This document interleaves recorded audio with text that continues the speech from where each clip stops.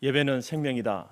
많이 들어보셨죠? 우리 적은교회 신앙의 선진들이 고난 가운데서 드렸던 신앙 고백이고 영적인 자존심이었습니다. 왜 그들은 일제의 박해 속에서 미련스럽게 그렇게 예배를 고집했을까요? 밥은 굶어가면서도 예배 시간만큼은 철저히 지킨 이유가 무엇이겠습니까? 왜 옥중에서 그들은 매를 맞아가면서 기도하고 찬송 부르고 심지어 죽어가면서도 예배를 포기하지 않았던 이유가 무엇이겠습니까? 그것은 다른 것이 아니라 이 예배가 우리의 생명과 직결된 것이기 때문에 그렇습니다. 보통 생명이라 하면 육신의 생명을 이야기합니다. 몸이 건강하고 호흡을 하고 있으면 우리는 생명이 있다라고 이렇게 말하고 그렇게 느낍니다. 물론 맞는 말입니다. 그런데 우리가 육신이 살아있고 호흡하는 것만이 생명이라고 한다면 기독교의 진리는 거짓이고 허구입니다. 왜냐하면 성경에서 하나님 말씀하실 때에 이 생명이라고 할 때는 우리에게 육신의 생명만 아니라 우리의 영적인 생명도 포함하는 것이기 때문에 그렇습니다. 예수님께서 제자들에게 복음을 전하라고 파송하시면서 이런 말씀을 하십니다. 몸은 죽여도 영혼은 능히 죽이지 못하는 자들을 두려워하지 말고 오직 몸과 영혼을 능히 지옥에 멸하실 수 있는 이를 두려워하라. 예수님께서는 이 말씀을 통해서 사람에게는 몸의 생명과 아울러서 영혼의 생명이 있다라고 말씀하시면서 그 영혼의 생명을 멸하실 수 있는 하나님을 더 두려워해야 된다라고 말씀하고 있습니다. 이처럼 예배라고 하는 것은 우리의 영혼의 생명과 연관되어져 있기 때문에 하나님을 믿는 사람들은, 예수님을 믿는 사람들은 결코 예배를 포기할 수 없는 것입니다. 어떤 점에서 여러분 우리의 예배가 우리의 영혼과 영혼의 생명과 연관되어 있겠습니까? 현대 교회에서의 예배의 중심은 말씀, 설교입니다. 그런데 초대 교회 때에는요, 성찬식이 예배의 중심이었습니다. 왜냐하면 이 성찬식을 통해서 바로 십자가의 복음과 그리고 예수님의 그 희생을 상징하는 그 성찬식, 예수님의 살과 피를 먹고 마시는 이것이 바로 예배의 핵심이었습니다. 이렇게 될 수밖에 없었던 이유는 그 당시는 이제 이 성경이 완성되지 않았습니다. 물론 구약의 성경은 있었지만 신약 성경은 그때는 없지 않았습니까? 있어도 쪽복음으로 있었습니다.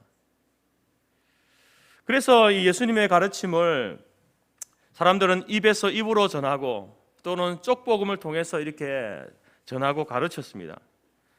그래서 이제 하나님의 말씀을 쉽게 아무나 쉽게 가르칠 수 없었습니다. 그렇다 보니까 예배 가운데에는 이 말씀보다는 바로 눈으로 보고 먹고 마시는 이 성찬이 예배의 중심이 될 수밖에 없었습니다. 예수님께서도 최후의 만찬 중에 떡을 떼어주시면서 제자들에게 이렇게 말씀하셨습니다. 받아 먹어라. 이것은 나의 몸이니. 또 포도주의 잔을 주시면서 이 잔은 내 피로 세우는 새 언약이니 이것을 행하여 마실 때마다 나를 기념하라 라고 이렇게 말씀하셨습니다. 이렇게 성찬식이라고 하는 것은요, 예수님께서 그리스도께서 우리를 위해서 무엇을 하셨는지, 어떤 일을 하셨는지를 기억하고 또 기념하는 그러한 예배 중의 의식이었습니다.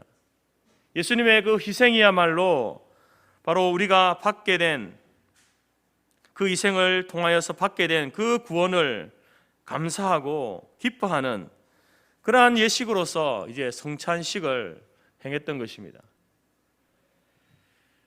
비록 눈에 보이는 빵 조각이고 또 포도주에 불과했지만 바로 그것을 먹고 마심으로 예수님의 생명 주심을 기리는 그러한 시간이었고 또 교회가 그것을 행함으로 인하여서 예수님의 희생을 기억하고 기념하는 그러한 의식으로서 성찬식 예배를 드렸던 것입니다. 또한 성찬식을 통해서 그리스도를 통해서 주시는 그 하나님의 신령한 양식을 먹고 마신다라는 아주 중요한 의미가 그 속에 담겨져 있습니다. 이처럼 성찬식, 예배 중에 성찬식을 행하는 것, 그것은 하늘의 양식, 그리스도의 신령한 생명을 공급받는 시간이었습니다. 그렇기 때문에 초대교회 때는 그 성찬식을 그토록 중요하게 예배의 중심으로 여기면서 예배를 드렸던 것입니다. 우리의 몸은 땅의 양식을 원합니다. 우리 몸을 유지하기 위해서는 양식이 필요한 것이죠. 에너지원들이 필요합니다. 그러나 우리의 영혼은 하늘의 양식이 필요합니다. 성도는 생명의 근원이신 하나님의 생명으로부터 그 생명을 공급받아야 살 수 있습니다. 그래서 여러분, 우리가 현대에도 이 성찬 예식은 굉장히 중요한 의미가 있는 예식인 것입니다. 그래서 우리 교회 개혁 교회에서는 이 성찬식과 세례식을 거룩한 예식으로 이렇게 두고 이제 그것을 행하고 있는 것입니다. 그러나 우리가 매주 성찬식을 드리진 않죠. 성찬식을 하기를 권하지만 또 여러 가지 형편과 사정상 그렇게 하지 못하는 그런 시간들이 많습니다. 그래서 예배 가운데 또 굳이 우리가 성찬식이 없더라도 이 예배 자체가 바로 하늘의 양식과 주님의 생명을 신자에게 부어주는 시간이기 때문에 예배가 그토록 중요한 것입니다. 그러한 신앙 고백과 그러한 믿음이 초대교회 성도들과 또 우리 재경교회 선진들에게 있었기 때문에 그토록 예배를 소중하게 생각하고 그것을 자기의 생명과도 맞바꾸어도 아깝지 않을 만큼 그들은 중요하게 여겼던 것입니다. 사랑하는 성도 여러분, 우리가 드리는 이 예배는 짧은 시간이지만 예수님의 생명을 공급받는 시간입니다. 하늘 양식으로 우리의 영을 채우는 시간이 바로 이 예배의 시간이다라는 것입니다. 예배 없이 사는 것은, 그래서 예배 없이 사는 사람은 육신만 사는 것입니다. 그 삶은 세상적인 것이고 그 삶은 한시적인 삶이 될 수밖에 없습니다. 그러나 하나님의 자녀인 천국 백성인 우리들은 예배를 통해서 하나님이 주시는 그 생명 양식을 공급받아야 합니다. 그리스도의 생명을 공급받아야만 그 사람은 육도 살아있을 뿐만 아니라 영도 살아있는 진정한 생명이 되는 것이죠. 오늘 우리가 드리는 이 예배, 이 시간이 바로 하늘로부터 오는 그 신령한 양식을 공급받고 예수 그리스도의 생명을 공급받는 그러한 예배의 시간인 것을 믿고 예배에 최선을 다하는 저와 여러분이 될 수 있기를 간절히 바랍니다. 믿음의 조상 아브라함은 그가 어디를 가든지 제단을 쌓고 여호와 앞에 제사를 드리는, 여호와의 이름을 불렀다라고 성경은 기록하고 있습니다. 근데 동시대의 사람이었던 그 아브라함의 조카 롯은 어디를 찾아봐도 그가 제단을 쌓았다라는 기록이 없습니다. 그들은 똑같이 부자였고 똑같은 환경 가운데서 조건에서 출발한 사람입니다. 그렇지만 이 두 사람의 끝은 너무나 달랐습니다. 아브라함은 믿음의 조상이 되는 축복을 누렸지만 롯은 그 아내가 소금 기둥이 되고 그 사위들은 불과 함께 잿더미가 되고 자신은 친딸과의 사이에서 아들을 낳아서 모압과 암몬 족속을 만들어서 이스라엘에게 두고 가시 노릇을 하게 했을 뿐만 아니라 롯 자신도 패배망신하는 그러한 모습을 우리는 말씀을 통해서 보게 됩니다. 한 사람의 인생이 하나님 앞에 제단을 쌓고 예배를 드리는 그 사람의 인생의 결말과 그렇지 않은 인생의 결말이 확연하게 차이 나는 그것을 우리는 성경을 통해서 간접적으로 보고 배우는 것입니다. 여러분, 이 신앙생활의 성패는 예배에 달려있다라고 해도 과언이 아닙니다. 그렇기 때문에 하나님께 예배 드리는 것은 우리 인간에게 있어서 가장 중요한 일이고 가장 긴급한, 시급한 일입니다. 그래서 모든 일에 우선되어야 하는 것은 바로 하나님을 예배하는 그 일이다라는 것이죠. 어떤 일도 예배하는 것보다 더 바쁘고 중요한 일은 없습니다. 그래서 누구와의 약속이 되어 있다 할지라도 예배 시간이 되면은 그 약속을 뒤로 미루어야 하는 것이죠. 누구와의 만남이 있을지라도 그 만남을 뒤로 미루고 하나님 앞에 나와서 예배 드리는 것을 더 중요하게 우선으로 행해야 한다라는 것입니다. 그러한 예배를 하나님께서 기뻐 받으시는 것이고 그렇게 예배 드릴 때에 그것이 하나님 앞에 영광이 되는 것입니다. 예배는 우리가 다 사용하고 남는 시간에 드리는 것이 아니라 우리가 필요한 거 다 쓰고 시간이 남을 때 드리는 것이 예배가 아니라 모든 시간에 가장 우선하는, 가장 바쁘고 가장 중요한 그 일들을 뒤로 하고 그것보다 하나님을 만나는, 우리의 생명을 공급받는 이 예배의 시간을 소중히 여겨서 이 시간을 제일 우선하는 것이 진정한 예배이고 참된 예배자의 모습이다라는 겁니다. 율법의 핵심은 하나님 사랑과 이웃 사랑이죠. 성경을 두 가지로 나누면 하나님을 사랑하는 것과 이웃 사랑하는 것으로 나누어집니다. 하나님을 사랑하는 것은 하나님을 예배하는 일, 여기에서부터 시작합니다. 하나님을 사랑한다는 것은 말로 사랑하는 것이 아니라 우리의 삶을 통해서 사랑해야 되는데 그 시작은 무엇이냐? 우리가 하나님을 사랑하는 그 사랑을 증명하는 것은 바로 예배입니다. 그래서 이사야 선지자는 이사야 43장 21절에서 이 백성은 내가 나를 위하여 지었나니 곧 나의 찬송을 부르게 하려 함이니라. 인생의 목적을 이렇게 이야기합니다. 하나님께서 우리에게 생명을 주시고 우리를 이 땅에 살게 하신 이유가 무엇이냐? 그것은 바로 우리에게 생명을 주시고 삶의 기회와 필요한 모든 것을 주신 그 하나님, 그 하나님을 찬송하는 것, 그 하나님을 예배하는 그것을 위해서 우리를 지으셨다, 우리를 이 땅에 태어나게 하셨다라고 분명히 우리에게 말씀하고 있습니다. 그렇기 때문에 여러분, 예배에 대한 우리의 태도, 자신의 태도를 보게 되면 그 사람이 정말로 하나님을 사랑하는지 아닌지를 알 수 있는 것입니다. 여러분, 정말 하나님을 사랑하게 하는 사람은요, 먼저 예배에 대한 사모함이 탁월합니다. 반대로 하나님을 사랑하지 않는, 아니 하나님의 사랑이 식어진 사람들, 그 사람들에게 나타나는 증상은 무엇이냐면은 바로 함께 모여 예배드리는 것에 대한 열정이 식어진다는 겁니다. 우리가 매주일마다 드리는 이 정한 시간에 나와서 드리는 이 시간, 짧은 시간이지만 한 주간의 삶 속에서 정말 여러분들이 이 시간을 사모하고 기다리고 나왔다고 한다면 여러분은 한 주간을 정말 하나님을 사랑함으로 살아오셨습니다. 그러나 그렇지 않고 이 시간을 잊어버린 채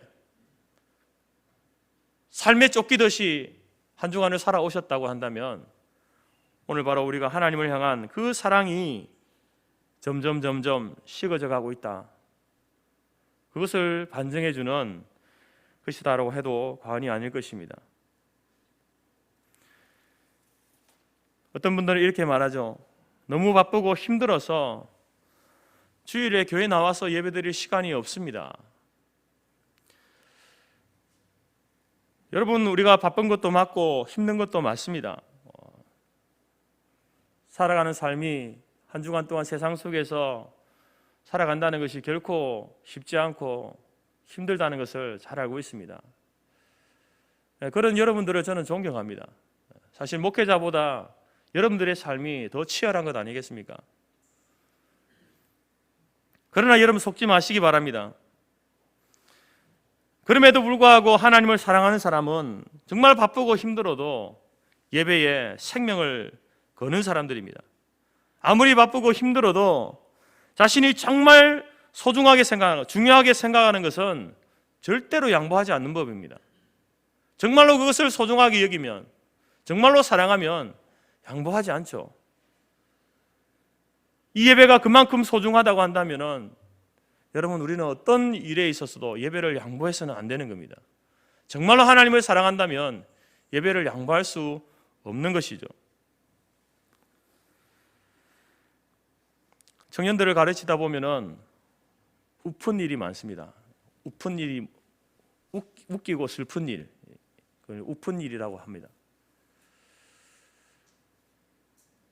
왜냐하면 그들은 아직 신앙이 이제 연결지 못해서 환경에 쉽게 흔들리죠. 믿음이 약하기 때문에 자기의 약함으로 인하여서 이랬다 저랬다 하는 그러한 친구들을 많이 봅니다. 한 번은 이제 주일에 예배에 출석하지 않은 청년이 있어서 전화를 걸었습니다. 전화를 걸으니까 감기 몸살이 너무 심해서 교회에 나오지 못할 정도였다라는 겁니다. 그래서 제가 그러냐고, 그러면 예배에 못 왔으니까 내가 신방을 가겠다고 가서 말씀과 함께 기도를 해주겠다라고 이렇게 이야기를 하는데 한사코 거절을 하는 겁니다.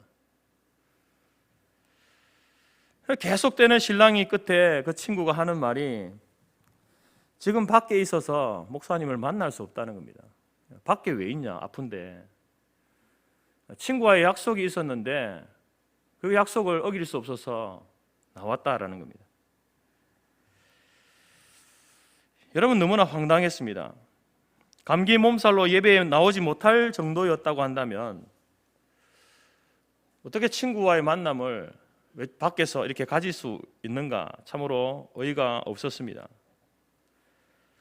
여러분, 이것은 하나의 예의에 불과합니다. 믿음이 어린 친구들은 뭐 이럴 수 있죠.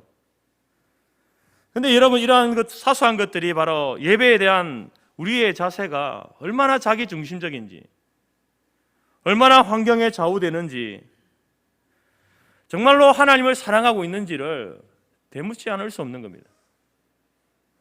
이러한 일들이 청년들에게만 있는 것이 아니죠.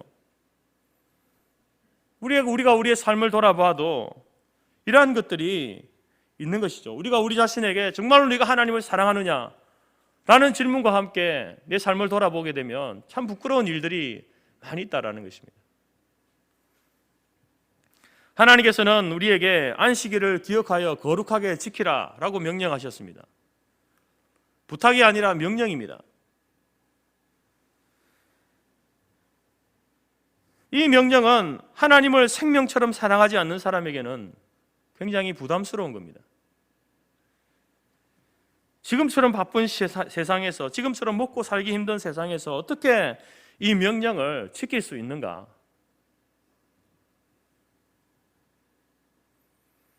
하나님을 사랑하지 않는 사람에게는 참 답답한, 세상 물정 모르는 그런 하나님의 명령이다, 이렇게 생각할 겁니다.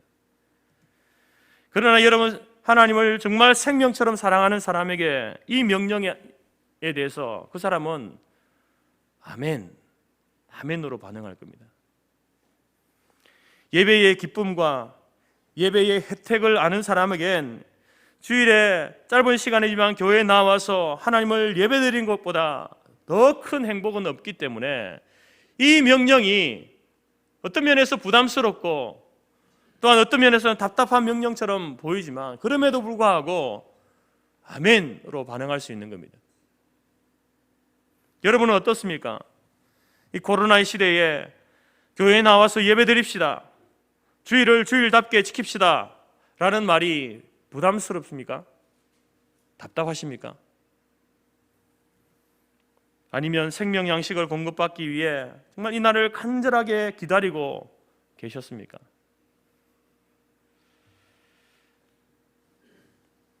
구약의 제사는 하나님께서 이스라엘 백성들에게 거룩의 방편으로 주신 의식입니다. 내가 거룩하니 너희도 거룩하라. 하나님은 거룩하신 분인데 그 하나님을 섬기는 백성들도 거룩해야 되는데 그 거룩을 위해서 바로 이 제사 제도를 주신 것입니다. 죄로부터 거룩하고 하나님 백성으로서 거룩한 삶을 위해 주신 그런 하나님의 규례입니다. 이것은 오늘날 우리가 주의를 지키고 예배를 드리는 것, 이것을 통해서 이 시대에도 동일하게 하나님의 백성으로서 가장 기본적이고 중요한 삶의 특징이 되는 겁니다. 세상과 우리가 구별되어지는 여러 가지가 있지만 그 가운데 중요한 것이 바로 이 주의를 지키고 예배드리는 것이다라는 겁니다.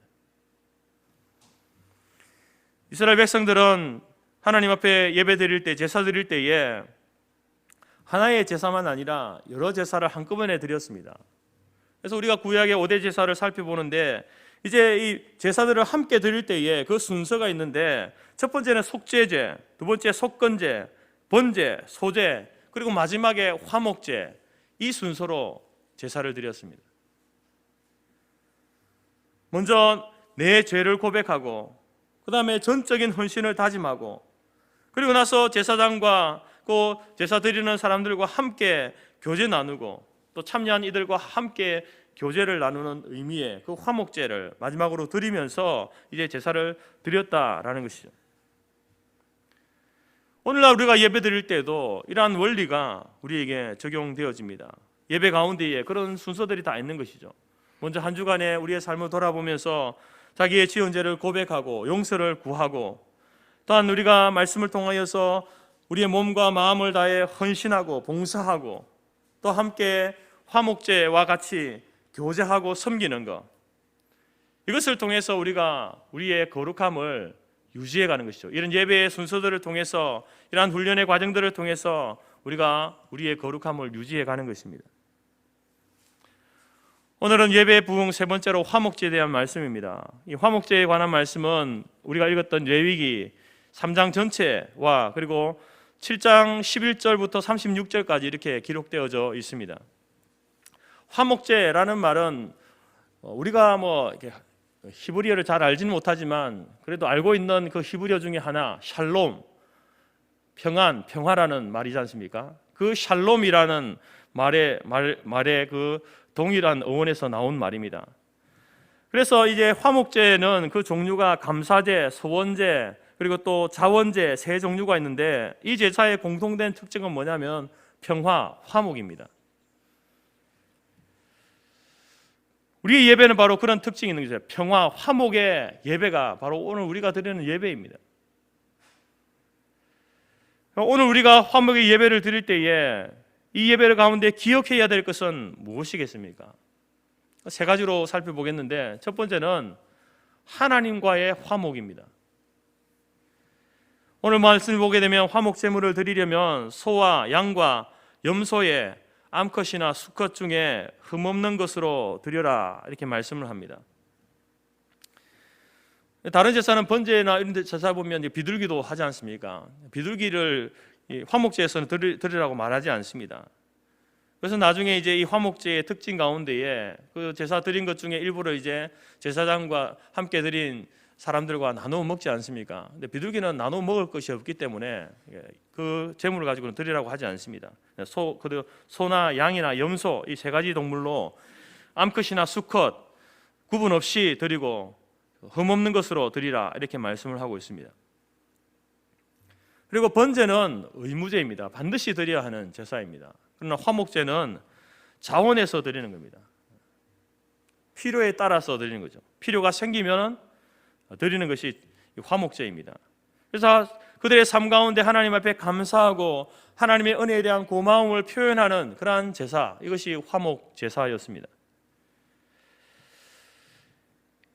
여러분, 오늘 우리가 드리는 예배가 그 화목의 의미가 담겨져 있는 것이죠. 우리의 예배 가운데에 하나님과 예배를 통해서 화목해지려면 우리가 어떻게 해야 되겠습니까? 여러분, 우리가 우리의 힘으로 하나님과 화목해질 수는 없습니다. 여러분들이 열심히 예배드린다고 화목해지는 게 아닙니다. 이 예배를 통해서 우리가 반드시 기억해야 될 것이 있는데 바로 이 화목이라고 하는 것은 독생자 예수 그리스도를 통해서만 되어지는 일입니다. 하나님과 우리 사이를 화목하게 하는 것은 바로 예수님을 통해서만 가능하다라는 것이죠. 우리가 예배 가운데 예배로 하나님께 나아가지 않습니까? 이 예배가 하나님 앞에 드려지기 위해서는 반드시 중보자가 있어야 되는데 예수님이 계셔야 되는 거예요. 예수님을 통해서 드려지는 예배, 그것을 하나님이 받으시는 겁니다. 하나님께서 우리에게 복을 주시는데 그 복을 누구를 통해 주시느냐? 예수님을 통해서 주시는 겁니다. 예수님을 통해서만 받을 수 있는 겁니다. 예수님을 통해서만 구원을 받는 것입니다. 다른 통로를 통해서 받는 것은 그것은 거짓입니다. 가짜입니다.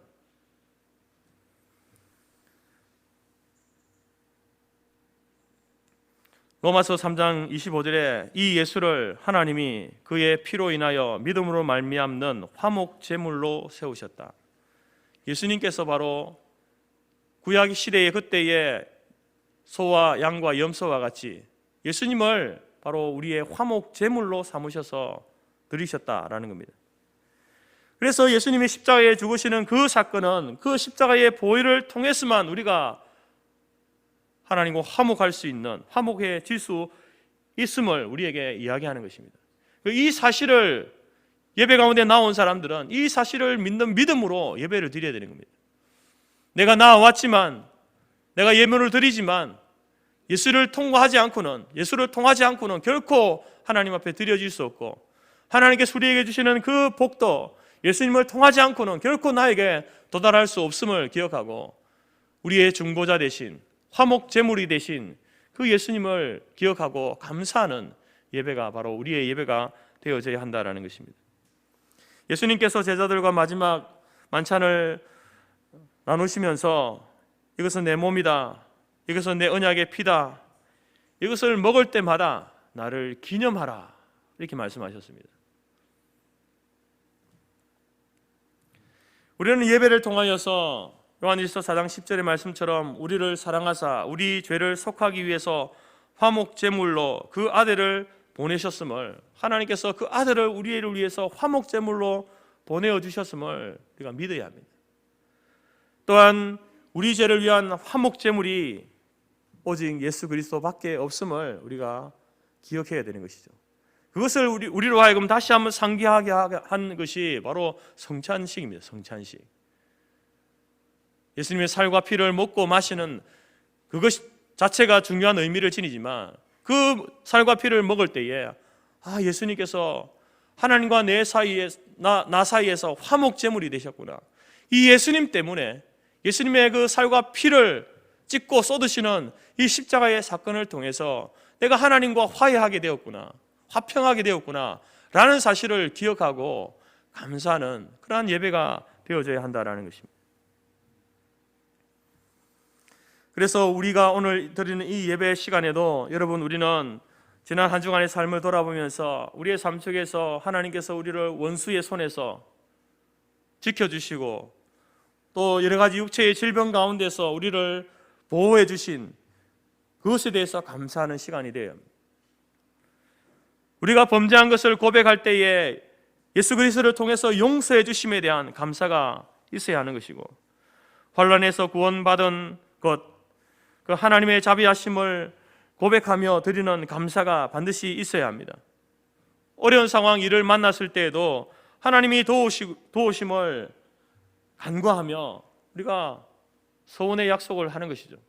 마치 한나처럼, 한나가 아이가 없을 때에 그렇게 기도하지 않았습니까?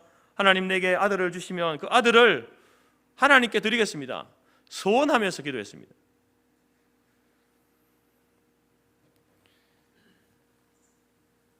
이렇게 우리의 화목 제사는 하나님이 베푸신 은혜와 선하심에 대하여서 자발적으로 드리는 감사의 제사가 되어져야 한다는 것입니다. 그래서 여러분, 우리가 이제 이 한 시간의 예배이지만 이 시간에 우리가 예배를 드리면서 하나님 앞에 감사해야 될 것들을, 여러분 예배 나오기 전에 여러분들이 이제 생각하는 겁니다. 이번 한 주간 동안 나의 삶 가운데 하나님 앞에 감사해야 될 제목이 무엇인가? 죄와 사망에서 구원해 주신 그 구원에 대한 감사, 삶의 여러 어려움과 형편 가운데서 질병의 공격에서 도우신 것에 대한 감사, 범죄한 우리를 용서해 주신 것에 대한 감사, 환난에서 구원받고 어려운 상황에서 도우시고 문제를 해결해 주신 것에 대한 감사, 이런 모든 종류의 감사가 풍성하게 고백되어지는 것, 그것이 바로 우리의 예배가 될 때에 이 예배가 하나님 앞에 드리는 화목의 제사가 되어지는 것입니다.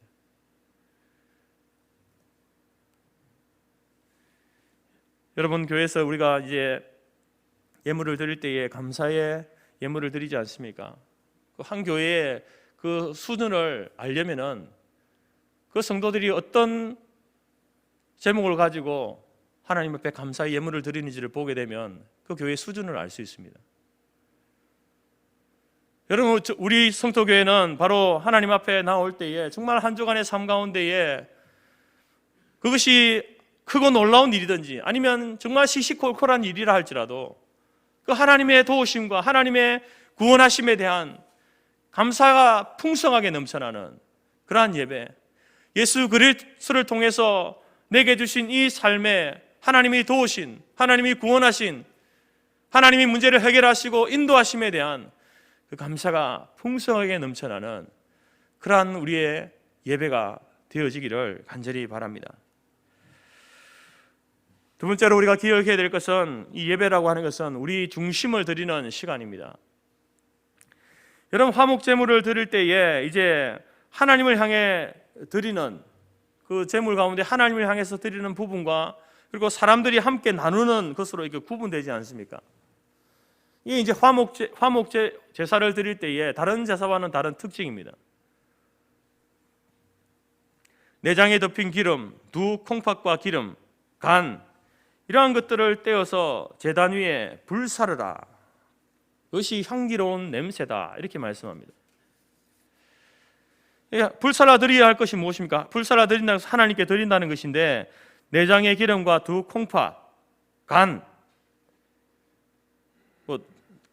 안에 있는, 몸 안에 있는 창자나 이런 것들을, 이제 몸에 있는 내장들, 거기에 붙은 기름들을 다 불살라서 하나님께 드리라는 겁니다. 왜 하나님께 이런 것을 드리라고 하겠습니까? 여러분, 당시 히브리인들은 사람들이 생각할 때에 이제 이 생각하는 기관이, 여러분, 우리가 생각하는 기관을 여러분 뭐라고 생각하십니까? 머리로 생각한다라고 생각하시죠? 근데 히브리 사람들에게 있어서는 그 생각하는 기관이 머리가 아니라 심장이었습니다. 그리고 우리의 감정도, 우리는 지금은 의학이 발달해서 이제 감정을 지배하는, 우리 두뇌의 감정을 지배하는 그 부분들이 있지 않습니까? 그걸 알고 있지만 이 당시에는 그런 것들이 없기 때문에 이 감정은 콩팥이나 창자나 간장에서 발생한다고 믿었습니다. 따라서 화목제물을 드릴 때에 하나님 앞에 불살라 드리는 것은 바로 우리의 생각을 관장하는 심장, 감정을 발생시키는 콩팥, 그것을 하나님께서 불살라서 드려라, 이렇게 요청하고 있다는 것입니다. 다시 말해서 누군가 화목하기 위해서 반드시, 여러분, 그 사람은 자신의 감정을 불태워서 드려야 한다라는 것을 의미하는 것이죠. 내 생각과 감정이 살아있는 한 절대로 다른 사람과 화목할 수 없다라는 사실을 말씀하고 있는 것입니다. 우리가 하나님께 기도하며 누군가의 관계 회복을 원하고 있다고 한다면 먼저 우리의 감정을, 우리의 심장을, 우리의 생각을 불태우라는 것입니다. 이것은 오늘날 우리가 예배드릴 때에 우리 속에 있는 열정과 헌신과 충성을 태워서 주님께 향기로운 냄새로 드려야 한다라는 것입니다. 예배의 시간은 그런 시간입니다. 그냥 몸만 와서 마당만 받고 가는 그런 예배가 되어서는 안 된다라는 것입니다. 말 그대로 전심으로 하나님을 예배하는, 마치 내 심장과 내 콩팥을 하나님 앞에 태워드리는 그런 심정이 드려지는 것이 바로 이 예배입니다.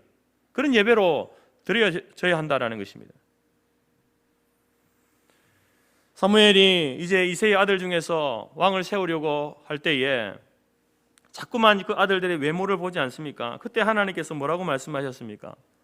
하나님께서 사무엘에게 그의 용모와 키를 보지 말라. 내가 이미 그를 버렸노라. 내가 보는 것은 사람과 같지 아니하니 사람은 외모를 보거니와 여호와는 중심을 보느니라. 하나님께서는 바로 우리의 중심을 보신다는 겁니다. 오늘 예배하러 나올 때도 하나님께서 예배드리는 자의 중심을 보십니다.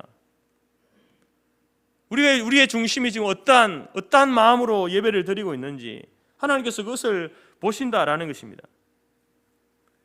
여러분, 우리의 예배가 우리의 중심을, 우리의 심장을, 우리의 콩팥을 하나님 앞에 온전히 불태워 드리는 그러한 예배가 되기를 간절히 바랍니다.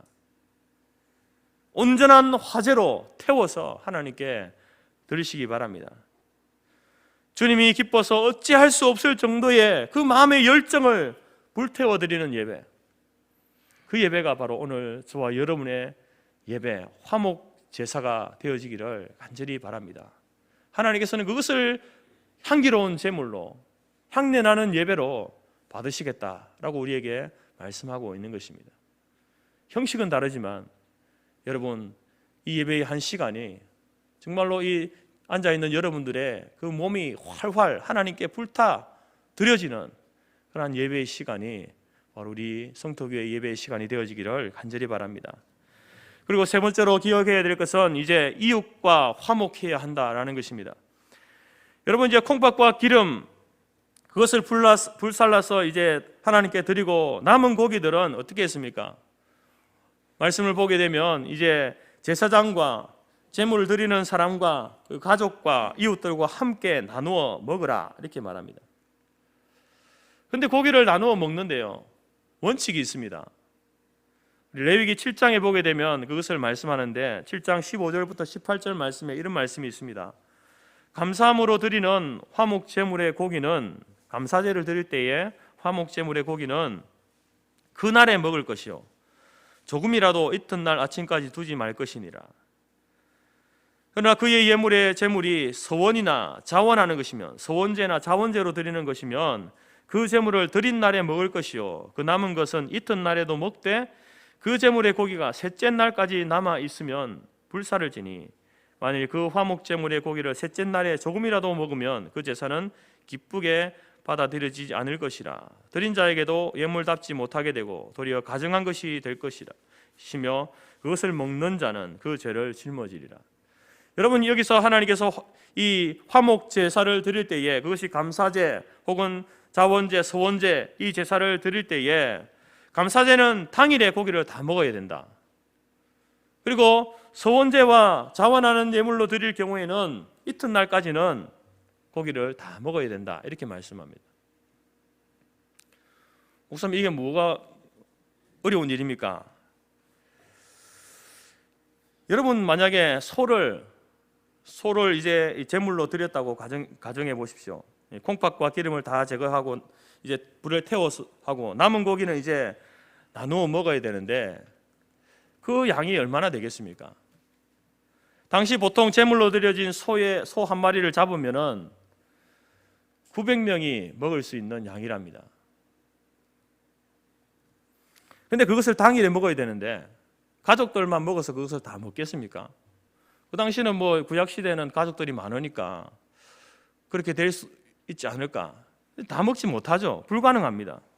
그래서 친족들을 다 불러 모으고 친구들을 불러 모으고 이웃을 다 불러 모아서 심지어 평소에 사이 좋지 못한 사람들까지 다 불러서 먹어야만 당일에 다 소비할 수 있는 겁니다.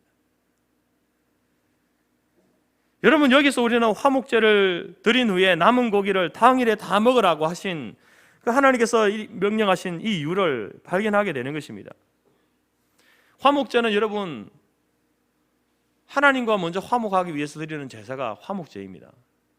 그러나 하나님과 화목했다고 해서 제물을 드려서 태워서 드렸다고 해서 화목제를 드렸다고 해서 그 제사가 끝난 것이 아니라 바로 그 제물을 받으시기 위해서는 제사장과 가족과 친구와 이웃과 심지어 원수까지도 화목해야 진정한 화목 제사로 드려지는 겁니다.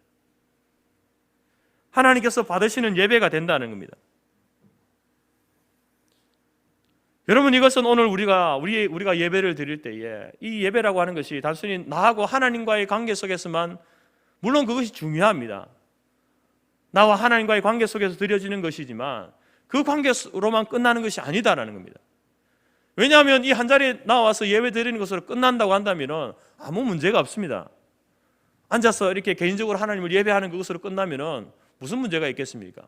근데 여러분, 우리의 예배는, 현장의 예배, 이렇게 하나님과 대면하여서 드리는 이 예배가 우리의 삶을 통해서 확장되지 않습니까? 연장되어져 갑니다. 그게 삶의 예배라고 그러는데, 그 삶의 예배 가운데는 가족들이 있고 친구들이 있고 이웃들이 있고 직장의 사람들이 있고 믿지 않는 사람들도 있고, 심지어 그 속에는 우리를 헤아리고 하는 원수도 있고 우리를 미워하는 사람도 있고 온갖 종류의 사람들이 다 있지 않습니까? 그런데 이 화목 제사가 하나님 앞에 드려지기 위해서는 내가 하나님 앞에 화목 제사로 드리는 그것으로 끝나는 것이 아니라 그 사람들과 다 함께 화목할 때에 하나님께서 받으시겠다라는 겁니다. 그래서 여러분, 오늘 말씀 가운데에 이제 이 당시는 제사장이 예배를 주도했기 때문에 제사장에 드리는 그 제물도 있습니다. 여러분, 우리가 예배를 드리는 자로서 목회자와 불화하면요, 목회자와 관계가 좋지 않으면 화목제를 드릴 수가 없습니다. 아니, 예배 자체를 드릴 수가 없죠. 예배가 하나님 앞에 드려질 수가 없는 겁니다. 가족들과 싸우고 나와서 예배를 드리면 그 예배가 제대로 드려집니까? 부부 싸움하고 와서 여러분 예배 드려보십시오.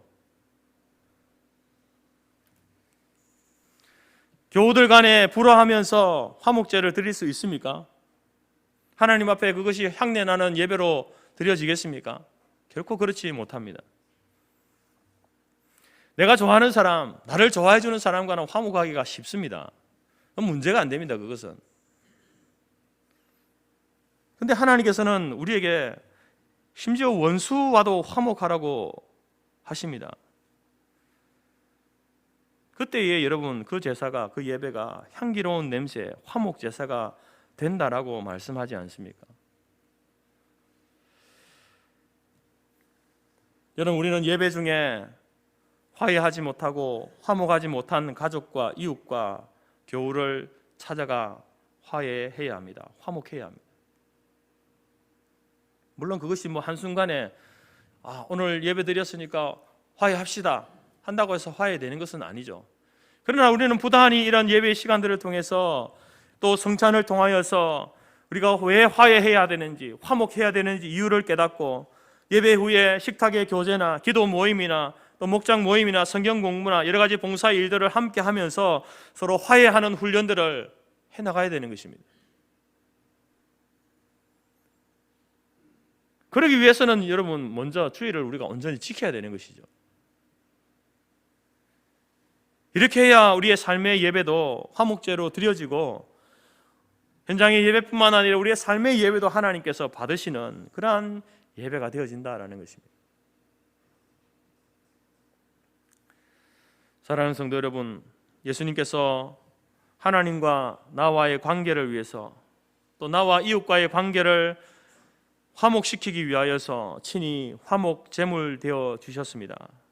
그 사랑과 은혜에 감사하는 저와 여러분이 될 수 있기를 바랍니다.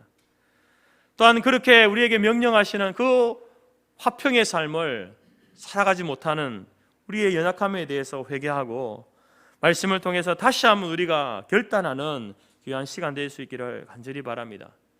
어제 실패했다면 오늘 다시 이 예배를 통해서 다짐하고 화목의 삶을 살아가겠다라고 결단하는 그러한 시간이 될 수 있기를 간절히 바랍니다. 하나님과 화목하는 것이 내 힘으로 될 수 없는 것이듯이 사람과 화목하는 것도 내 의지로, 내 힘으로 될 수 없습니다.